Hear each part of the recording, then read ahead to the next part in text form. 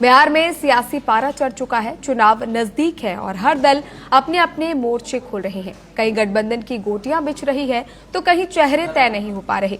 Seat sharing से लेकर CM face तक महागठबंधन और एनडीए दोनों के सामने बड़ी चुनौतियां हैं। चिराग पासवान बार बार लोकसभा चुनाव के अपने 100% स्ट्राइक रेट का जिक्र कर एनडीए को क्या संकेत देना चाहते हैं। वहीं तेजस्वी यादव ने एक इंटरव्यू के दौरान एक बार फिर से ये बात दोहराई है कि महागठबंधन कभी बिना सीएम फेस के चुनाव नहीं लड़ेगा। यानी उन्होंने एक बार फिर से साफ तौर पर अपना ही नाम सीएम फेस के तौर पर यहां प्रेजेंट किया है। वहीं कांग्रेस के बिहार अध्यक्ष राजेश राम तेजस्वी के इस दावे पर पानी फेरते हुए नजर आए। राजेश राम ने कहा है कि इस मुद्दे पर बातचीत चल रही है, जनता जिसे चुनेगी वो सीएम बनेगा। दूसरी ओर आरजेडी प्रवक्ता मृत्युंजय तिवारी ने कहा है कि हर चुनाव में बिहार में आरजेडी ने बड़े भाई की भूमिका निभाई है और हमारी तैयारी सभी 243 सीटों पर चुनाव लड़ने की है।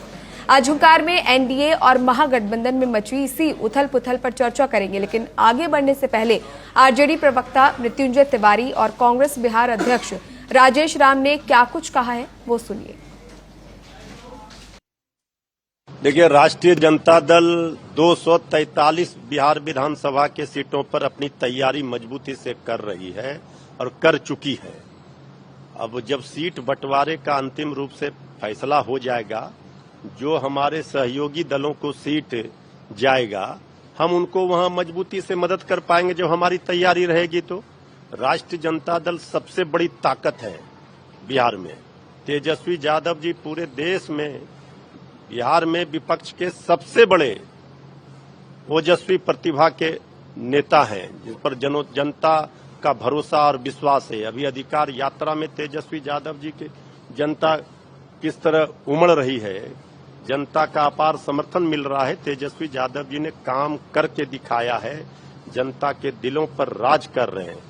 इसलिए हम समझते हैं कि अभी तो 243 सीटों पर आरजेडी की तैयारी है। सीट बंटवारे के बाद फिर हम अपने सहयोगियों को जो भी सीट दिया जाएगा उसमें मजबूती। देखिए, सीट शेयरिंग का काम अभी चल रहा है।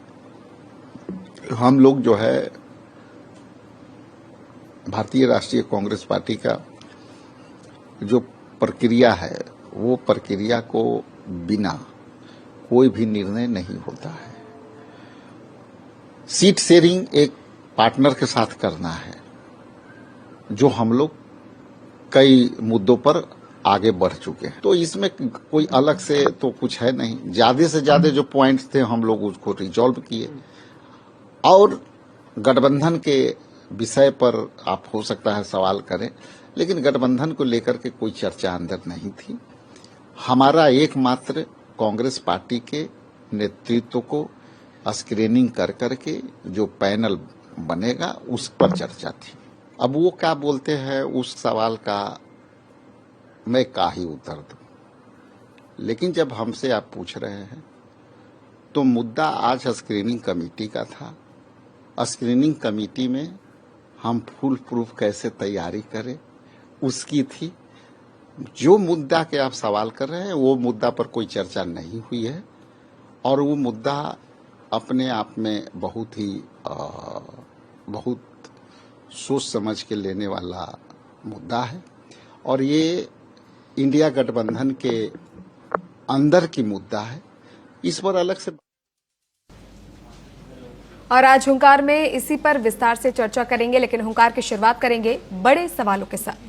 पहला सवाल यही है कि क्या महागठबंधन तेजस्वी यादव को सीएम फेस मानकर एकजुट होकर चुनाव लड़ेगा या अंदर खाने की खींचतान अब सामने आएगी। सीट शेयरिंग की बात हो चाहे सीएम फेस को लेकर बात हो, जो खींचतान लगातार बनी हुई है, जिसको लेकर लगातार चर्चाएं हो रही है, क्या वो सामने आएगी। दूसरा सवाल यही है कि क्या आरजेडी की सभी 243 सीटों पर चुनाव लड़ने की बात दबाव की राजनीति है या दोस्तों को सीधा संदेश है। तीसरा सवाल आज की चर्चा में जो बना रहेगा वो ये है कि चिराग पासवान का 100% स्ट्राइक रेट के जिक्र के मायने क्या है। बार बार चिराग पासवान इस बात का जिक्र कर रहे हैं कि एनडीए में सीट शेयरिंग को लेकर तकरार है या फिर अमित शाह ने इसका कोई हल निकाल लिया है। ये बड़ा सवाल है और